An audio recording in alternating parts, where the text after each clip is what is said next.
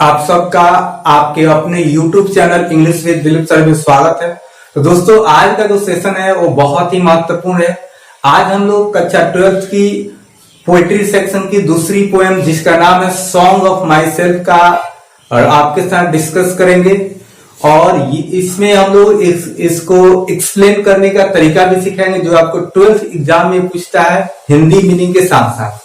तो चलिए दोस्तों, समय जाए कि बिना अपने इस वीडियो को शुरू करते हैं और देखते हैं वर्ड मीनिंग। सबसे पहले दोस्तों, सेलिब्रेट मीन्स होता है मनाना, टू रिजॉयस, उत्सव मनाना। माई सेल्फ खुद का या स्वयं का, सिंग मीन्स गाना, माई सेल्फ खुद। यहाँ पे व्हाट जो का अर्थ देगा दोस्तों, क्योंकि जब सब्जेक्ट और क्वेश्चन वर्ड के बीच में कोई हेल्पिंग वर्ब नहीं हो तो वहां पे व्हाट आपका जो का अर्थ देगा। एज्यूम मीन्स होता है मानना, मतलब विश्वास करना। एज्यूम सेल्फ आगे की का अर्थ देगा। एवरी प्रत्येक, एटम मीन्स परमाणु। यहां पे बिलोंगिंग प्रीपोजिशन के बाद वर्ब आया है तो ये नाउन जैसा काम करेगा, मतलब पास होना। याद रखिएगा दोस्त, प्रीपोजिशन के बाद जब भी कोई वर्ब आता है तो आईएनजी फॉर्म में होता है, क्योंकि प्रीपोजिशन के बाद ऑब्जेक्ट की जरूरत होती है और ऑब्जेक्ट या तो नाउन होता है या प्रोनाउन होता है। To me, as good, belongs to you. Belongs means यहाँ वर्ब है, यहाँ पे रहेगा अधिकार, अधिकार में होना। तो अधिकार में होना या नियंत्रण में होना यू, तो यू मीन्स यहाँ पे तुम होगा। लोक मीन्स होता है आपका घूमना। अब देखिए, बिना किसी उद्देश्य के घूमने को हम कहते हैं लोक, वांडर। एंड इनवाइट मीन्स निमंत्रण देना, किसी को बुलाना। लेकिन थोड़ा सा इसका अर्थ अलग होगा इसके शाब्दिक अर्थ से। सोल मीन्स आपका होगा आत्मा। लीन मीन्स टेक रेस्ट, आराम करना। लोफ एट माई ईज, आराम करने के दौरान। ऑब्जर्विंग मीन्स यहां पे ऑब्जर्व मीन्स अवलोकन करना। ऑब्जर्व मीन्स क्या होता है? अवलोकन करना, निरीक्षण करना, निरीक्षण करना। एस्पियर मीन्स होता है दोस्तों भाला।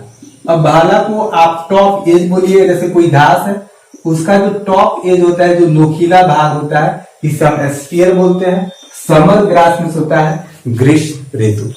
तो दोस्तों, इस पोएट को लिखे हैं आपके जो रचनाकार हैं वो हैं आपके वाल्ट व्हिटमैन, जिनका जन्म हुआ था 1819 में और मृत्यु हुई थी 1892 में।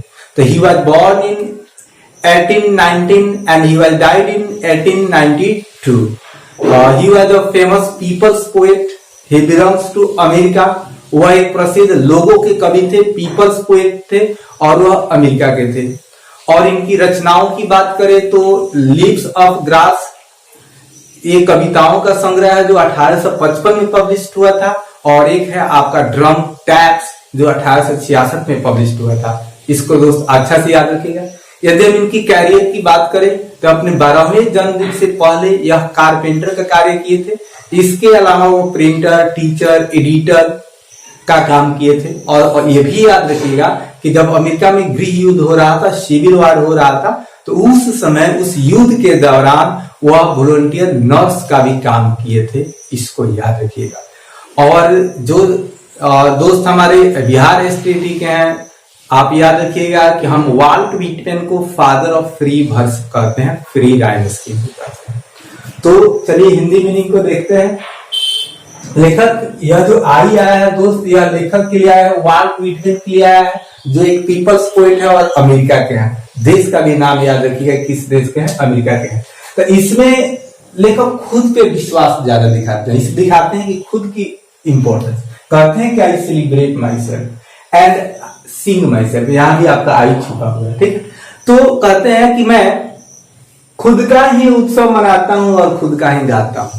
I celebrate my self and Singh my self. मैं खुद का ही उत्सव मनाता हूं और खुद का ही गाता हूं। इतना ही नहीं, and what I assume you shall assume. What I assume you shall assume. और जिन बातों में मैं विश्वास करता हूं, जिन बातों को मैं सत्य मानता हूं, उन्हीं बातों को आप भी सत्य मानते होंगे। लेखक का विश्वास है कि जैसा मैं सोचता हूं ना, जिसे मैं सही मानता हूं ना, उसी बात को आप लोग भी सही मानते होंगे। अर्थात यहाँ पे लेखक दिखाना चाहते हैं कि लेखक क्या है, बिल्कुल इंडिविजुअलिस्टिक व्यक्ति हैं और उनका मानना है कि किसी भी दो इंसान में कोई भी अंतर नहीं होता है। There is no difference between any two people. आगे है, अब क्यों अंतर नहीं होता है? इस दो लाइन का जो एक क्वेश्चन उठता है कि हम में और आप में कोई अंतर नहीं है, इसका आंसर है इसके बाद वाले लाइन में कहते हैं कि for every atom belonging to me as good belongs to you. जो प्रत्येक परमाणु है ना, जो हमारे जिस परमाणु और वो परमाणु तत्वों से हमारे शरीर का निर्माण हुआ है ना, वो क्या है? As good belongs to you. जो मुझ में है, जो मेरे पास है, जो अणु परमाणु मेरे पास है, वही अणु परमाणु तो तुम में भी है, तुम्हारे भी अधिकार में, मतलब तुम्हारे भी पास है। अर्थात जिन अणु परमाणु, जिन तत्वों से मेरे शरीर का निर्माण हुआ है, उन्हीं अणु परमाणु, उन्हीं तत्वों से आपके भी शरीर का निर्माण हुआ है। इसलिए मुझ में और आप में कोई अंतर नहीं है। जिन बातों को मैं सत्य मानता हूं, उन्हीं बातों को आप भी सत्य मानते हो। तो यहां तक जैसे एक्सप्लेन करना है तो हम बोलेंगे कि this lines have been taken from the poem song of myself. It has been composed by a great people's poet Walt Whitman. Through this line, he said that he tried to convince us that there is no difference between any two people because the same atom belongs to all। क्योंकि एक ही अणु, एक ही परमाणु सब में होता है। तो यहाँ पे जो दो लोगों के बीच जो विवाद होते हैं, उसको खत्म करने का प्रयास लेखक कर रहे हैं। आगे बढ़ते हैं, कहते हैं कि आई लोप एंड इनवाइट माई सोल। मैं घूमता हूं एंड इनवाइट माई सोल, और अपने आत्मा को निमंत्रण देता हूं। तो दोस्तों, हम आत्मा की याचना करते हैं। लेखक कहते हैं कि मैं घूमता हूं और अपने आत्मा की याचना करता हूं, प्रार्थना करता हूं खुद की आत्मा का। इतना ही नहीं, I lean and loaf at my ease observing a sphere of summer grass. इतना ही नहीं, मैं घूमता हूं, मैं घूमता हूं, सॉरी, लीन में होता है आराम करना। मैं आराम भी करता हूं और घूमता हूं, और एट माई ईज, और आराम करने के दौरान मैं गर्मी के घासों का जो फलक होता है, जो भाला होता है, जो उसका टॉप पॉइंट होता है ना, उसका निरीक्षण भी करता हूं। तो यहां तक आपको क्लियर होना चाहिए दोस्तों। तो वीडियो को लाइक कीजिए यदि अच्छा आपको लग रहा है, और चैनल पे नया है तो सब्सक्राइब कीजिए, और वीडियो को ज्यादा से ज्यादा शेयर भी कीजिए। तो याद रखिएगा कि इसमें एक ग्रामर का पॉइंट है, ये आपका है कंडीशन को शो कर रहा है, यदि वाट हो, इफ हो, दैट हो, तो इसके बाद आपका वर्ब 1 या वर्ब 5 आता है। सब्जेक्ट आपका फर्स्ट पर्सन हो या सेकंड पर्सन हो या प्लूरल हो तो वर्ब 1 आएगा, और वर्ब 1 आपका दोस्त प्लूरल फॉर्म में है। और उस सेकेंड पार्ट में आपका शैल या विल आता है, तो और इसका हिंदी आता है गागे जी के सेंस। तो यहां तक उम्मीद है कि आपको समझ में आया होगा। तो अब हम आगे बढ़ेंगे और आगे की कुछ लाइनों को लेंगे जो आपके लिए काफी इंपॉर्टेंट। और इस पैराग्राफ के लिए वर्ड मीनिंग को देखते हैं। टॉन्ग मीन्स होता है जुबान, एवरी मीन्स प्रत्येक, एटम मीन्स परमाणु, my blood form, form means होता है दोस्तों बना हुआ। एक वर्ड है आपका फ्रॉम, याद रखिएगा, एक है आपका फॉर्म और एक होता है आपका फ्रॉम। तो फॉर्म मीन्स रूप, बना हुआ, और फ्रॉम मीन्स सी। इस सेपरेशन को शो करता है नीचे वाला। This soil, this air, soil means मिट्टी और एयर मीन्स हवा। दिस आपका डेमोन्स्ट्रेटिव प्रोनाउन है। Born year of parents, parents means होता है दोस्तों माता पिता। Born year of parents, born year of parents, थोड़ा सा एक वर्ड सही है। Born year of parents, born year from parents the same, born here from parents the same and their parents. कोई खास वर्ड नहीं है. सीज मिस होता है टू स्टॉप, रुकना, not till death. Till miss होता है आपका टॉप. तो चलिए दोस्तों हिंदी मीनिंग को देखते हैं. लेखक कहते हैं कि माई टॉन्ग मेरा जुबान, every atom of my blood, मेरा जुबान ही नहीं मेरे शरीर का प्रत्येक खून, प्रत्येक कतरा, formed from this soil this air, यहाँ की हवा, यहाँ के मिट्टी से बना हुआ है.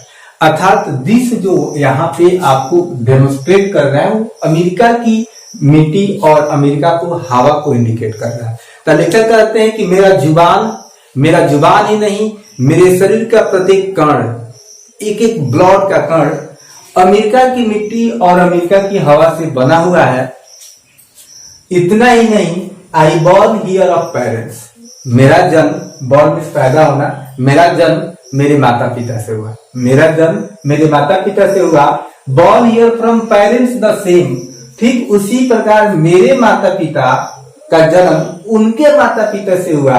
And their parents the same, और उनके माता पिता का जन्म उनके माता पिता से हुआ. तो through this lines the poet try to show the dynasty, एक वंश वृक्ष दिखाना चाहते हैं. आगे कहते हैं कि आई नाउ 37 years old. तो दोस्तों आपके परीक्षा में आ सकता है कि कितनी वर्ष के हो थे, तो आपके 37 वर्ष के थे.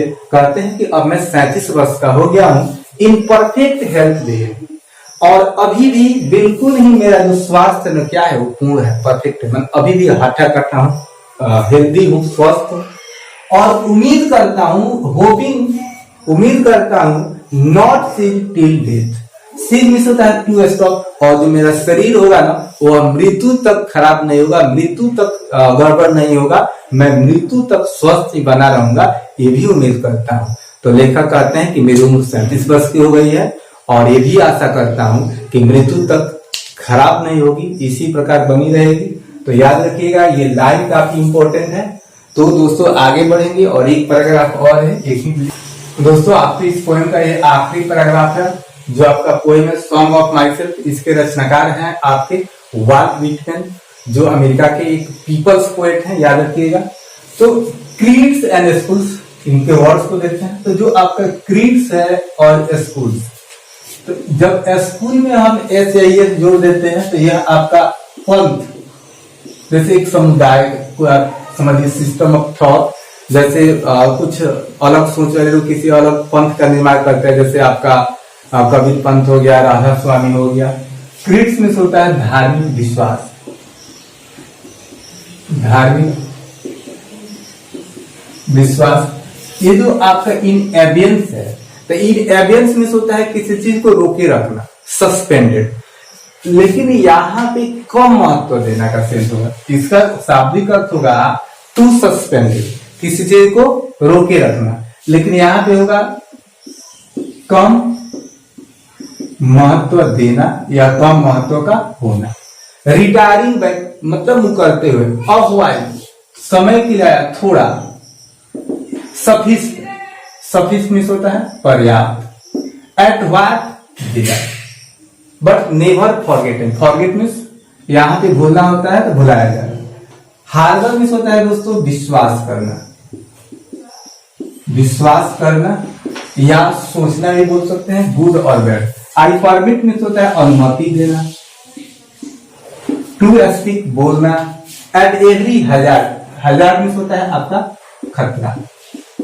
खतरा जो होता है तो इसे हम टेरिंग भी बोल सकते हैं, डेंजर भी बोल सकते हैं. नेचर मिस प्रकृति. विदाउट के बिना चेक मिस जांचना. हुई ओरिजिनल मिस आपका मौलिक या वास्तविक. एनर्जी मिस ऊर्जा. तो चलिए हिंदी मीनिंग को देखते हैं. लेखक कहते हैं कि creeds and school in abeyance retiring back a white surface what they are never but never forgotten. तो लेखक कहते हैं कि चाहे जितने भी धार्मिक संस्था हैं उनको जी विश्वास है, जो धार्मिक विश्वासें हैं उनका मैं बहुत महत्व नहीं देता हूं. मैं मेरी आस्था जैसे धर्म में या किसी पंथ समुदाय में मेरी जो आस्था है वो बहुत किसी में नहीं है, लेकिन फिर अपने बात से उसी समय मतलब मुकरते हैं और कहते हैं, लेकिन वे जितने भी है ना वो क्या है, सफिस्ट है, एनफ है, पर्याप्त है, और बट नेवर फॉरगॉटन, और उन्हें कभी भुलाया भी नहीं जा सकता है। तो याद रखिएगा, यहाँ पे ऑब्जेक्टिव बनता है कि क्या लेखक किसी खास धर्म से संबंध रखते थे? तो नहीं रखते थे। वो किसी भी धर्म विश्वास संस्था में अपनी आस्था नहीं रखते थे, लेकिन किसी भी धर्म का विरोध भी नहीं करते थे। तो दोस्तों, ये जो मैसेज है आज के लिए बिल्कुल ही उचित है। आप किसी भी धर्म को मानिए, अलग बात है, या नहीं भी मानते हैं उससे भी कोई बात नहीं है, लेकिन सारे धर्मों का आदर कीजिए। लेखक उस समय सारे धर्मों की आदर की बात बोले थे, और ये आज भी बात बहुत ही सत्य है और हमें जानना जरूरी है। आई लेखक के लिए आया है सॉन्ग, जो आपके वार ट्वीट में है, आई हार्बर फॉर गुड और बैड। लेखक कहते हैं कि मैं अच्छा और बुरा, सत्य और असत्य दोनों ही बातों में आस्था रखता हूँ, दोनों ही बातों में विश्वास रखता हूँ, दोनों के ही बारे में सोचता हूँ। और सबसे बड़ी बात, I permit to speak at every hazard, और मैं अनुमति देता हूं, मतलब क्या है, बोलता हूं। प्रत्येक खतराओं में मैं बोलने का साहस रखता हूं, मैं बोलता हूं बिना सोचे समझे कि क्या उसकी वास्तविक एनर्जी है, मतलब क्या होगा, यह बिना सोचे समझे मैं प्रत्येक परिस्थिति में सत्य बोलने का क्षमता रखता हूं। मैं अच्छा और बुरा दोनों ही बातों में विश्वास करता हूं, लेकिन हमेशा ही किसी भी परिस्थिति में सत्य बोलने का साहस रखता हूं। और ये जो धर्म है, विश्वास, जो धार्मिक विश्वास है या पंथ समुदाय है विभिन्न प्रकार के, इनमें कोई मेरी आस्था नहीं है, लेकिन मैं सारे धर्मों का आदर करता हूं। और यही मैसेज लेखक हम लोगों को देना चाहते हैं, आपको देना चाहते हैं, आप लोगों को देना चाहते हैं जो वीडियो हमारी देख रहे हैं। तो इस मैसेज को जरूर लीजिए, क्योंकि हमारे सिलेबस में जो चैप्टर्स हैं वो केवल परीक्षा पास करने के लिए दोस्त नहीं है। उस पोएम को, उस चैप्टर को पढ़ने के बाद हमारे जीवन में, हमारे व्यवहार में कुछ बदलाव आना चाहिए, तभी हमारा पढ़ना, आपका पढ़ना सार्थक होता है। तो दोस्तों, आज के लिए इतना ही। आज हमारा ये पोएम समाप्त होता है। तो वीडियो को लाइक कीजिए, ज्यादा से ज्यादा शेयर कीजिए, और शाम 8:30 बजे का जो सेशन है आपके साथ लाइव डिस्कशन का, जिसमें हम लोग अपने ग्रामर और बुक का ऑब्जेक्टिव क्वेश्चन का जो आपके साथ डिस्कस करते हैं, उसमें ज्वाइन करना कभी मत भूलिए, क्योंकि आप जानते हैं कि जब तक आप डिस्कस नहीं करते हैं तब तक आप उसमें परफेक्टनेस, पूर्णता को नहीं प्राप्त कर पाते हैं। तो चलिए दोस्तों, वीडियो को यहीं समाप्त करते हैं।